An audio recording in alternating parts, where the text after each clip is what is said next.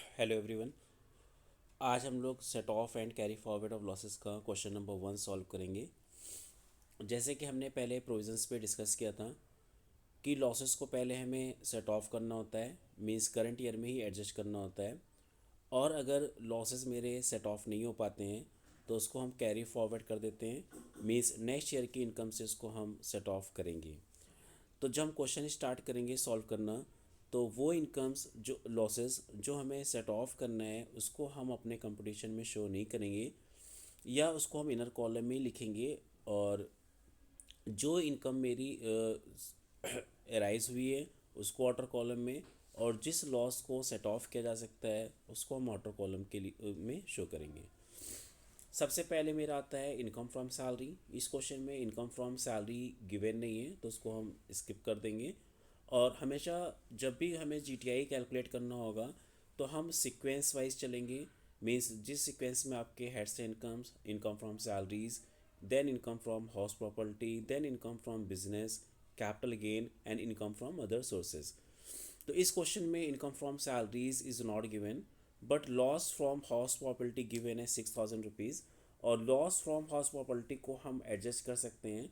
तो loss from house property क्योंकि loss है तो इसको हम नेगेटिव ले लेंगे 6,000। इसके बाद मेरा सेकेंड मीन्स नेक्स्ट हेड आता है income from business. Income from business में आपका बिजनेस इनकम गिवन है 2,70,000। इसको हम शो कर देंगे। 2,70,000 बिजनेस इनकम हो गई।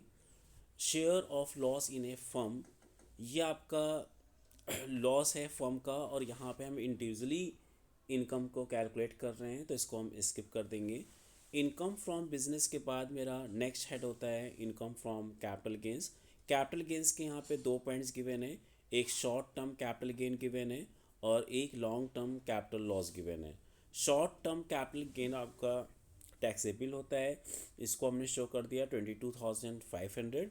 लॉन्ग टर्म कैपिटल लॉस आपका सेट ऑफ नहीं हो सकता, क्योंकि लॉन्ग टर्म कैपिटल लॉस आपका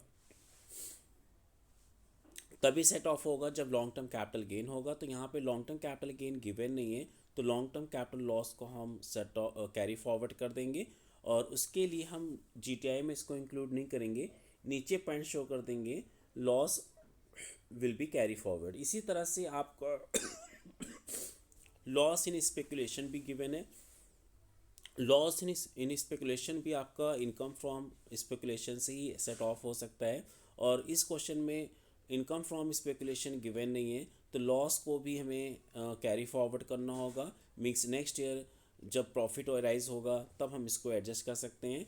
तो लॉस इन स्पेकुलेशन को हम शो नहीं करेंगे क्योंकि इसे हमें कैरी फॉरवर्ड करना है। कैपिटल गेन के बाद हम अदर इनकम पे आते हैं, इनकम फ्रॉम अदर सोर्सेज, जिसमें आपका इंटरेस्ट रिसीव्ड गिवन है and dividend from Indian company given है, इसको शो कर दिया।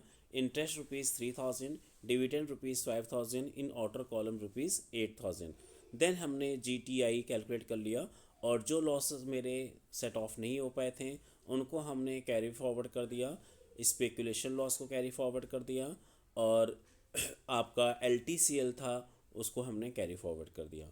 तो आई थिंक ये आपको प्रोविजंस अच्छे से क्लियर हो गया होगा कि किस तरह से हमें सेट ऑफ करना है और कैरी फॉरवर्ड करना है। कैरी फॉरवर्ड लॉसेस हम तभी करते हैं जब वो करंट ईयर में एडजस्ट मीन्स सेट ऑफ नहीं हो पाता है। Okay bye, have a nice day.